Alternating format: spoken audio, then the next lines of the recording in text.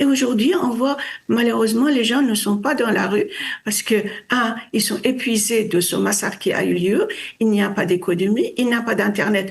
Donc, ce que je suis en train de vous dire est biaisé par manque de connexion. Ils se disent, mais qu'est-ce qui va arriver? Est-ce que les Israéliens et les Américains vont nous laisser dans la main de ces bandes de sauvages?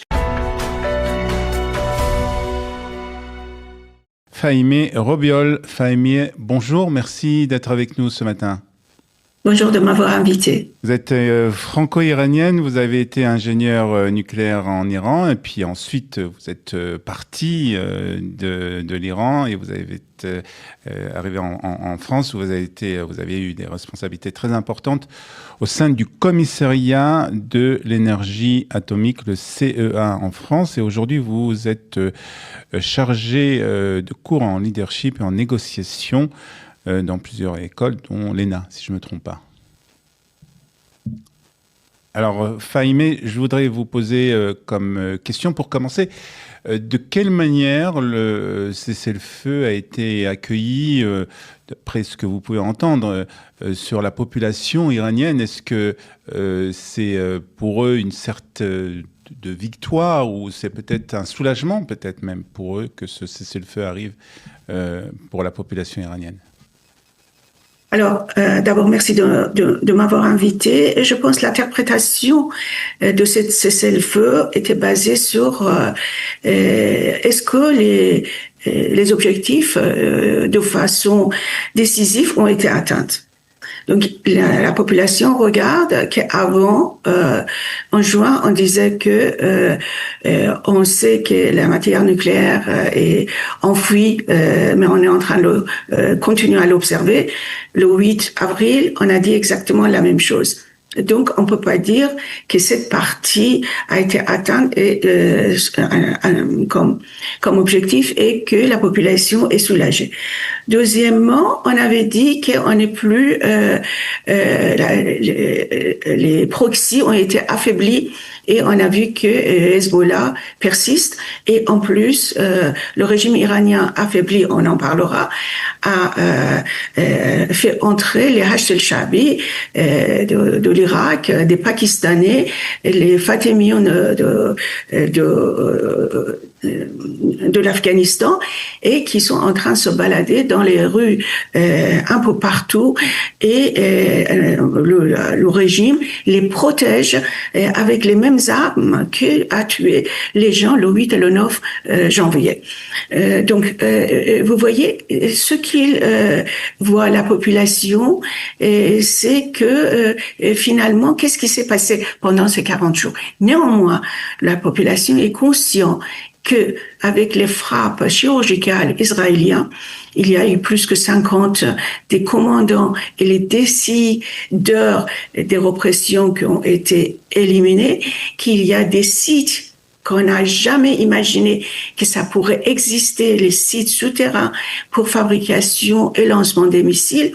Et tout ça, ça a donné, je disais, une sorte d'effroi de dire, il y a 47 ans, le régime, au lieu de s'occuper de sa population, a grossi comme je dirais un animal sans forme et que personne n'a rien vu. Donc finalement dans la population se dit, Netanyahou avait dit, avec tous ces frappes là, on va sécuriser la situation pour que les gens aillent à nouveau dans les rues pour reprendre le pouvoir et se débarrasser de ce régime. Et aujourd'hui, on voit malheureusement les gens ne sont pas dans la rue parce que ils sont épuisés de ce massacre qui a eu lieu. Il n'y a pas d'économie, il n'y a pas d'Internet. Donc, ce que je suis en train de vous dire est biaisé par manque de connexion. Et finalement, à leur place, il y a la population du régime dont je viens vous donner les spectres.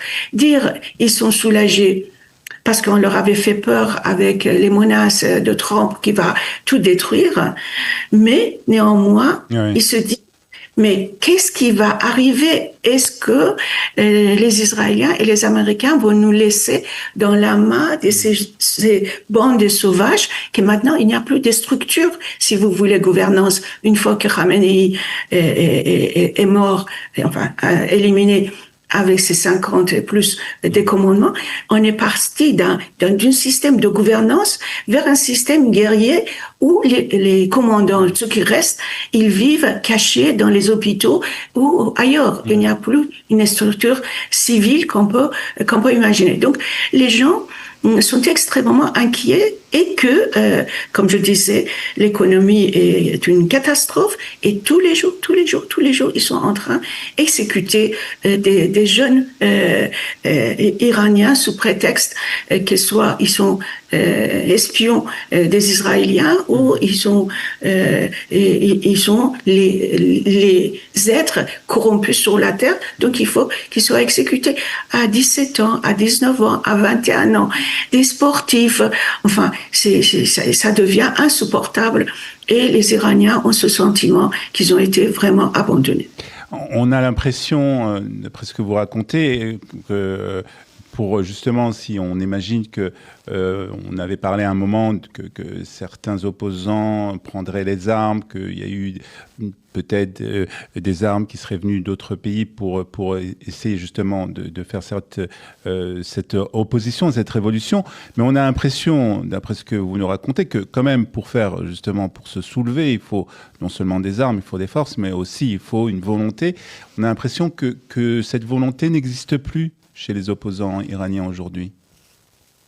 Alors, quand vous dites opposants iraniens, il faut penser que dans les 90 millions iraniens, il y a 90% qui sont contre le régime. Donc, on peut dire que le régime est en train de gouverner une opposition extrêmement importante, indépendamment de diaspora, j'entends.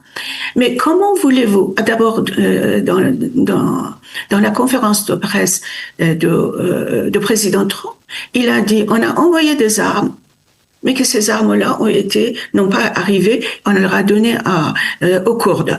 Donc ça, c'est quelque chose qui est ahurissant. Comment on a géré cette affaire-là pour que ça n'arrive pas aux personnes qui voudront prendre l'arme.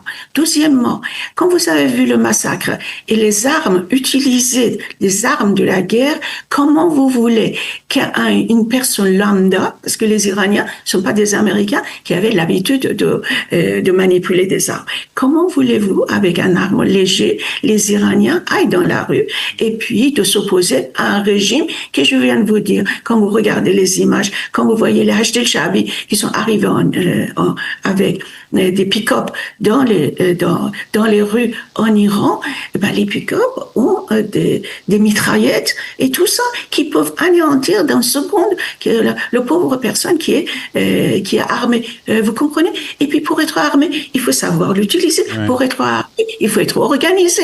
Donc toutes ces choses-là n'ont pas été faites. Donc les gens ont écouté ce qu'on leur a dit. On va sécuriser les villes en sorte que quand vous sortez, vous n'allez pas vous faire tuer. Et de là, de dire, pourquoi les gens prendront pas l'arme, vous voyez, c'est deux narratifs totalement différents. Alors, vous avez écrit un livre sur les femmes en Iran, Femmes, Vie, Liberté, parlons-en, aux éditions Edilivre. Alors, est-ce que peut-être justement cette liberté, ce renversement de régime pourrait peut-être venir justement de la part des femmes? Vous avez parfaitement raison. Il faut dire que l'opposition, la première opposition à ce régime a eu lieu le 8 mars 1979, c'est-à-dire 2 ou 3 semaines après l'arrivée, la révolution 1979 en Iran. Et les femmes, parce que Khomeini a fait un fatwa que les femmes devraient aller en tchador au travail. Donc l'opposition des femmes et leur effort pour contrer ce régime n'a pas commencé à la révolution Femmes, Vie, Liberté, mais bien avant. Et les femmes sont celles qui ont qui ont payé le prix le plus fort tout au long de ces 47 ans. Et dans la révolution Femmes, Vie, Liberté, c'est les femmes qui étaient les leaders, et avec un événement qui historiquement est inédit, avec les hommes qui étaient derrière eux. Ce qui est totalement inédit dans nos sociétés un peu partout, notamment dans les sociétés des musulmans. Vous voyez. Et aujourd'hui, quand vous écoutez les 2 jours où il y a eu le massacre, quand vous écoutiez les slogans, vous entendez davantage les femmes qui faisaient des slogans. Je dis pas que les hommes n'étaient pas là, puisqu'ils étaient en famille dans 120 villes pour faire une manifestation pacifique. Mais en effet, on entendait. Et c'est les femmes qui ont convaincu que ce régime n'a plus de lieu de l'être, qu'il faut qu'il parte, parce que justement, ça, un des piliers de son existence, c'est la répression en ce qui concerne les conditions des femmes qui étaient présentées par le hijab obligatoire. Et je vous dis hier, toujours dans le sens de propagande, vous avez une vidéo où il y a une très jeune femme dans la rue qui est en train d'être mariée avec un soldat, mais un mariage temporaire d'1 mois. Ce ne peut qu'être considéré comme une prostitution. Une femme qui se marie dans la rue pour 1 mois, ça veut dire qu'on est en train de mettre les femmes, et les femmes de Hajj el-Shabi, et les femmes des Fatimiyoun, etc., à la disposition de ces guerriers pour pouvoir justement les satisfaire sexuellement, pour qu'ils puissent continuer à réprimer, parce que Hajj el-Shabi ne fait pas la guerre contre l'Israël, ni américain. Ils sont pas ce pouvoir-là, mais ils sont là pour réprimer, tuer éventuellement et anéantir tout ce qui peut paraître comme une résistance. Donc vous voyez, la situation en Iran est extrêmement complexe et catastrophique. Une délivrance qui viendra peut-être, en tout cas, en partie grâce aux femmes iraniennes. En tout cas, Fahimé Robiol, merci beaucoup d'avoir été ce matin avec nous sur Radio Kalita. Bonne journée à vous.